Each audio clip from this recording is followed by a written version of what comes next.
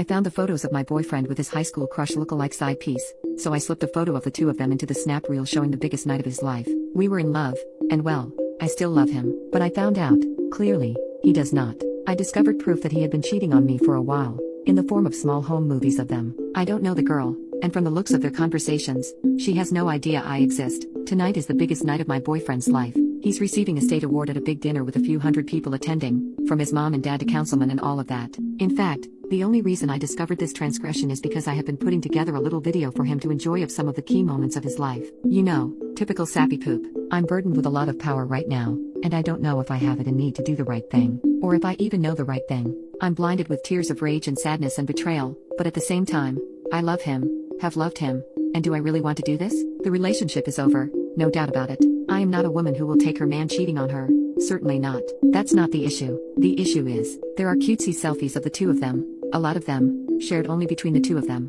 Nothing is lewd. Do I sneak one in the snap reel as a way of letting him know that I know? Or do I simply confront him after his moment in the sun passes? I'm not going to pick up everything and leave without cutting contact. That's not my style and it wouldn't make me feel good, just very sad. Do I do the beachy thing for once in my life? To anyone looking at the snap reel, it would just look like a picture of him and a friend. But to him, and to me, it would be a private message, an outing. Update. Well, it's been a month and a half since this all went down. So what did I do? I did the immature, vengeful thing, and I don't regret it. I took a few photos of the two of them, tasteful photos that gave off no indication other than she might be a childhood friend. I slipped them into the snap reel, and I spoke kindly of him at the podium. Then after my turn was finished, I walked out. I drove home feeling calm and in control. 20 minutes later, the text started. Where did I go? What did I know? Where did I find the photos? Was there more in store for him? I texted him. I know you've been effing her, but there are no more photos. There weren't any. And of course, I left it at that. He didn't come home that night, or the next. The next day, he called to ask if we could meet and talk at a public location. I agreed to meet him at Starbucks.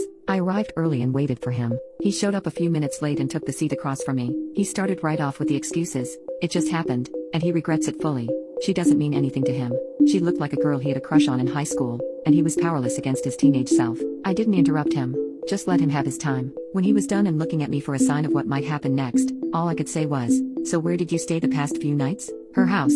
"And what did you do?" He wouldn't answer. There hadn't been any doubt in my mind. Really. I knew I was leaving him. He talked over himself, apologizing, begging for forgiveness, saying he'd change. I told him that I didn't want him to have to change himself. If he was, naturally, someone who cheated on his girlfriend, then that's not someone I wanted to be with. He said he was thinking of proposing to me, and all I could say after that was, "It's a good thing I found out before." Fast forward to a few weeks later, he's moved out, and I am doing well. We have cut off contact. People ask me about him all the time, and I just tell them, he left me for a girl who looked like his high school crush. So that's the end. We are broken up and will never, ever, ever get back together. I don't regret how I handled it.